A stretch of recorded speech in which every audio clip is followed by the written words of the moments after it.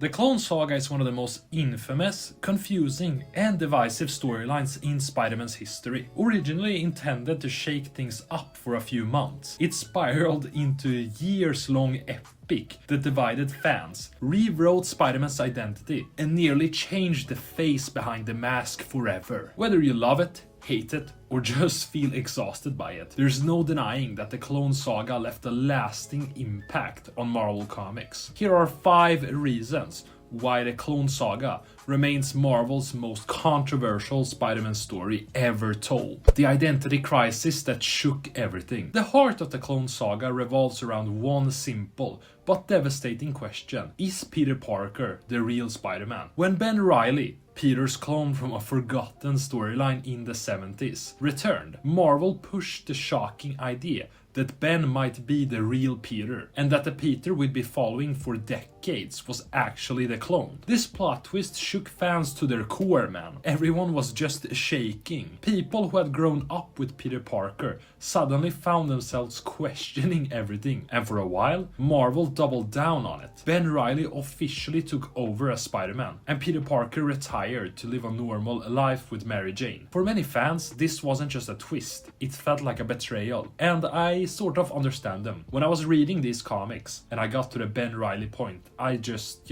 skipped them because he wasn't the real Peter for me. Sorry Ben Reilly, but you're not the real Peter Parker, so you can just, fuck off or something.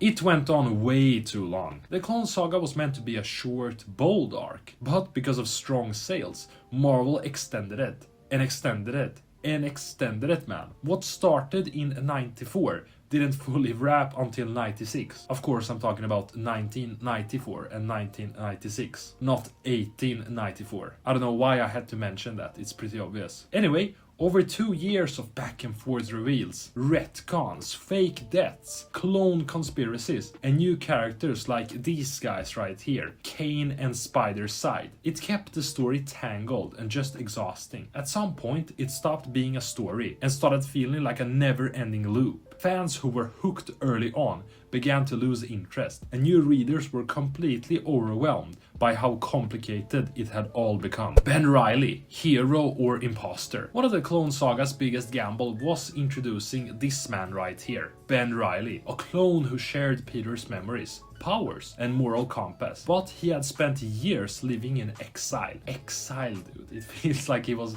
away in Siberia or something. Anyway, Marvel wanted readers to love him, and many did. I didn't love him because he had sort of replaced Peter Parker for a while. But he was given a new costume, which was pretty cool, man, and he became the Scarlet Spider.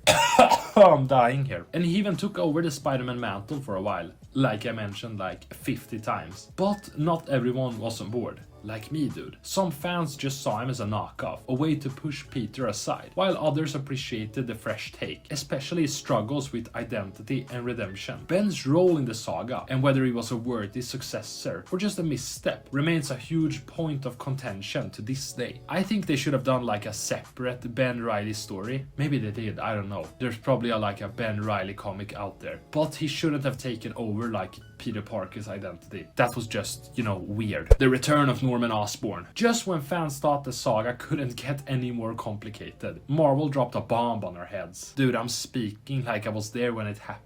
Anyway, Norman Osborn, the original Green Goblin, was alive, and he had been manipulating events behind the scenes all along. This reveal shocked long-time readers, since Norman had been dead since the night Gwen Stacy died in the 70s. His resurrection not only recontextualized the Clone Saga, but also retconned years of Spider-Man history. Some fans loved the twist, seeing it as a return to classic Spider-Man villains, while others thought it was a cheap soap opera move that made the story even more chaotic. I'm gonna be honest, I really liked the return because he's probably the best Spider-Man villain out there, or one of the 2 strongest out there, or 3 strongest, I don't know, depends on how you look at it. Anyway, great that he returned. Its legacy still echoes today. For all its flaws, the Clone Saga left a deep mark on the Spider-Man mythos. Characters like Ben Reilly, Kaine, and even the idea of multiple Spider-Man have all endured. Stories like Spider-Verse and Into the Spider-Verse owe some of their DNA to the Clone Saga's bold exploration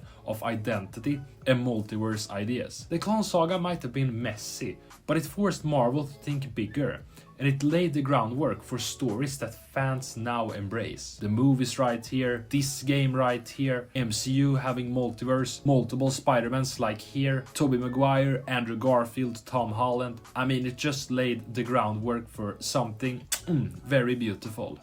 So, how do we wrap this up? The Clone Saga was ambitious, daring, and at times utterly chaotic. It tried to redefine what it meant to be Spider-Man, but in doing so, it alienated many longtime fans. Yet, for all its controversy, it also introduced compelling characters, emotional questions, and lasting changes to the Spider-Man universe. Love it or hate it, the Clone Saga proved that even in comics, identity isn't always black and white, and sometimes the most controversial stories are the ones that stick with us the longest. Anyway, like and subscribe if you like this, of course.